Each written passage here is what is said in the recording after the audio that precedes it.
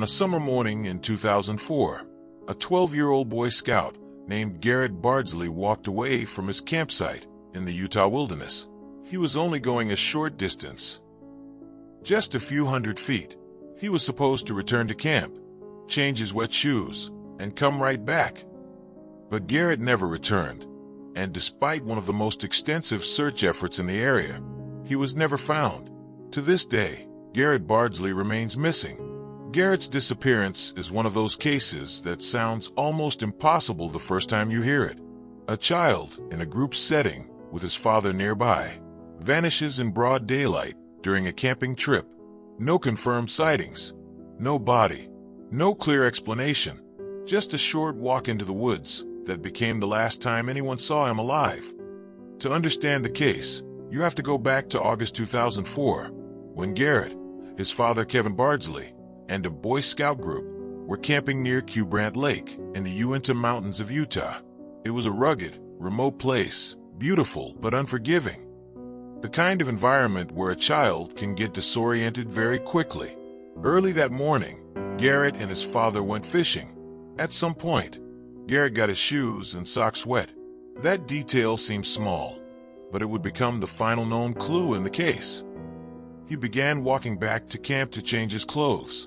The campsite was close, reportedly only about 150 to 250 feet away. That's not a long distance. It's the sort of walk most people would not think twice about. But Garrett never made it back. According to reports, his father lost sight of him as he headed toward the campsite. When Kevin checked a short while later, Garrett was gone. At first, the assumption may have been that he simply got ahead of him or wandered slightly off the path. But as time passed, it became clear something was very wrong. Garrett was 12 years old, and while he was in the wilderness, he was not alone in the sense of being abandoned or unaccounted for. He was in a Boy Scout setting, surrounded by people, with a defined campsite and adults nearby. That's what makes the case so chilling. It wasn't a child who disappeared from a crowded city street. It was a boy who vanished between one point and another in a forest camp. Once Garrett was reported missing, a major search effort began. Search and rescue teams, volunteers, and authorities combed the area. Dogs were brought in. Aircraft reportedly assisted. The search covered difficult mountain terrain, dense wilderness, and rocky areas around the lake and campsite. But the search did not produce the answer everyone hoped for. There were no confirmed signs of Garrett, no clear trail, no definitive evidence of what happened to him. Some reports mentioned that a sock was found in a rocky area, but nothing that solved the case. Over time, the search was scaled back, and the case shifted from an active rescue to a long-term missing persons investigation. That transition is always devastating in a disappearance like this, because it means the hope changes.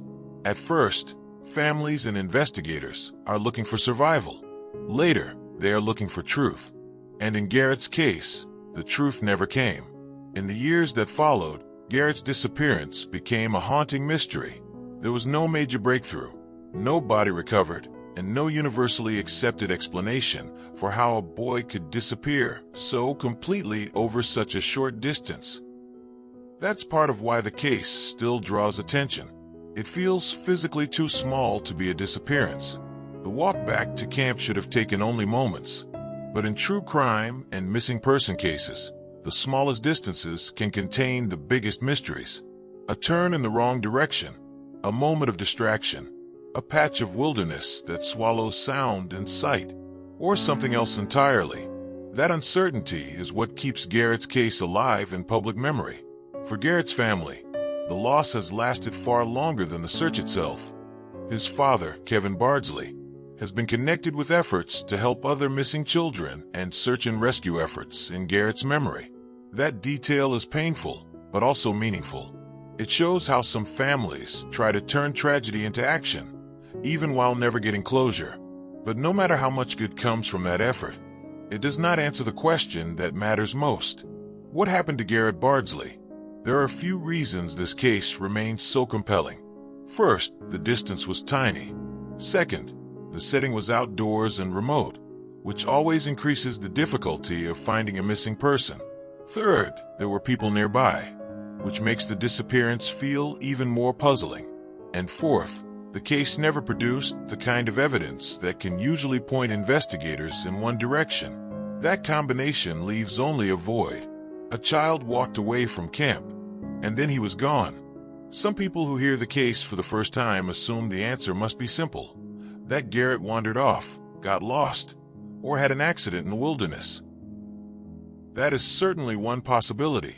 The mountains are dangerous, and the terrain can be confusing even for adults.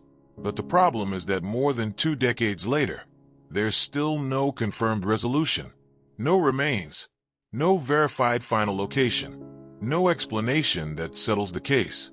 And when a disappearance stays unresolved for that long, every possibility becomes harder to dismiss.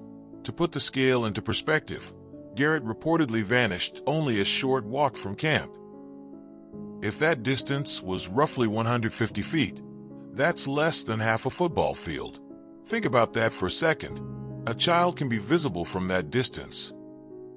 A voice can carry. A call for help should be heard.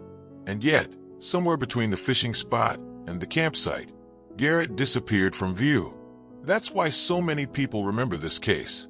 It is not just tragic. It is baffling. Today, Garrett Bardsley is still listed as missing. His case remains one of Utah's most enduring disappearances, and it continues to appear in discussions about missing children and wilderness mysteries. A young victim, a remote location, a narrow timeline, a small distance, and an unsolved ending. But behind all of that, there is something more important than the mystery itself. There's a family that never got answers, a boy who never came home, and a case that still raises the same question nearly every listener asks at the end. How does someone vanish that completely, that quickly, from so close to camp? Garrett Bardsley went to change his wet shoes. He was expected back almost immediately. Instead, he disappeared into the Utah wilderness and never returned. And until someone finds the missing piece of this story, his disappearance will remain one of the most unsettling missing child cases in America.